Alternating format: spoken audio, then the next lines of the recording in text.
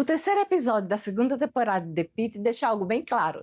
Agora sim, ela está de volta de verdade. Depois de 2 episódios que pareciam mais preocupados em colocar a série de volta no ar, esse episódio recupera o ritmo, o peso emocional e o plantão em tempo real que define a essência da trama. Olá pessoal, eu sou Lidiane e bem-vindos ao Indico Assistir. Esse novo episódio de The Pitt deixou bem claro aquilo que eu estava sentindo em relação aos 2 primeiros episódios.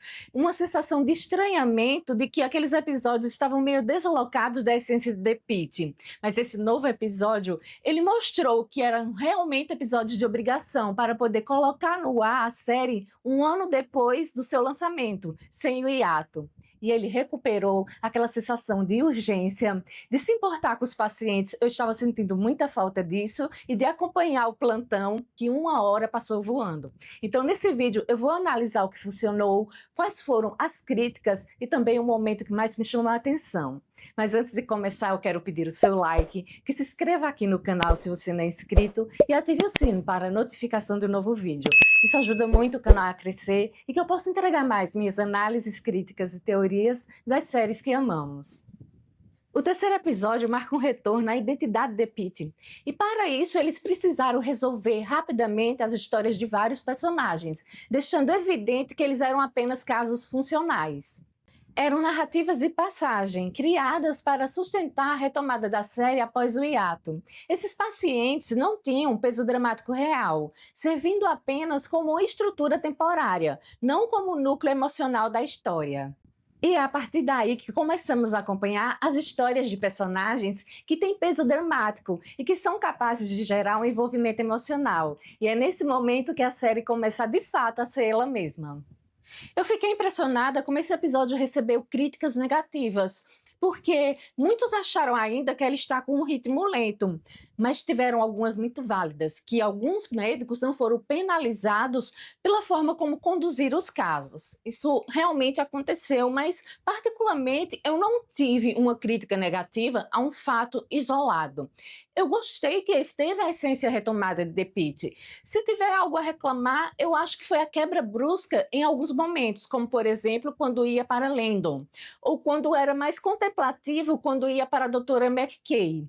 Apesar disso, para Landon, mostrou uma evolução do personagem. Além da reabilitação, ele buscou de forma consciente se tornar um pai melhor, aprendendo mais sobre si mesmo fora do caos médico.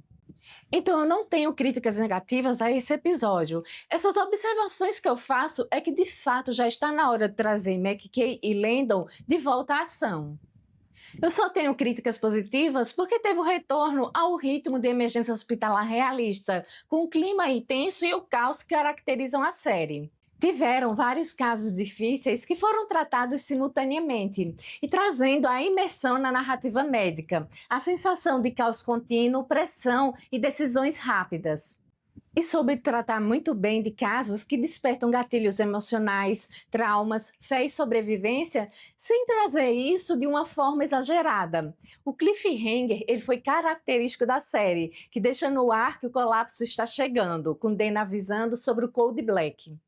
Esse código que indica que haverá uma sobrecarga total no sistema hospitalar, com desvios de ambulâncias. Não pareceu algo artificial e foi extremamente eficiente, criando um gancho dramático forte e altas expectativas para os próximos episódios.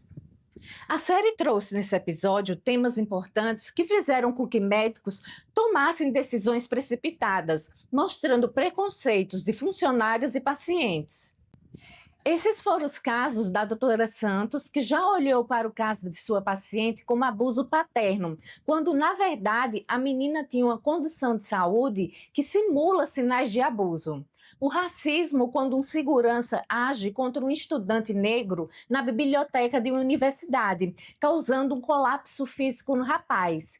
E quando uma paciente rejeitou que Emma fizesse os primeiros procedimentos de atendimento, por ela ser uma enfermeira novata. Com a série mostrando falhas de julgamento ao se tirar conclusões à primeira vista. Mas foi justamente nesse momento que tem aquela primeira cena emocional do Dr. Rob que favorece a atuação de Noah Wyle. Esse episódio surpreendeu muitas pessoas porque fez referência a um dos acontecimentos mais violentos de Pittsburgh, que foi o massacre da sinagoga Tree of Life em 2018, que é considerado o ataque mais letal contra a comunidade judaica nos Estados Unidos. Como foi falado na primeira temporada, o Dr. Rob é judeu, então a série trouxe mais um elemento da vida real para a construção do personagem. Isso dá ao ator Noah Wyle uma atuação marcada por silêncios desconfortáveis, microexpressões e olhar e postura corporal diante do confronto com a dor. A série não recriou o acontecimento, apenas usou a história da personagem para discutir o trauma, a memória e a identidade religiosa. O terceiro episódio não é o mais chocante, nem aquele que a gente comenta mais isoladamente. Ele é um episódio que realinha The Pitt com a própria identidade. Ela está de volta não porque inovou, mas porque a verdadeira essência dela estava lá. Agora eu quero saber, em qual momento do episódio você sentiu que The Pitt realmente voltou a ser aquela série da primeira temporada? Deixa sua opinião nos comentários, curta esse vídeo, se inscreve e continua acompanhando os nossos conteúdos.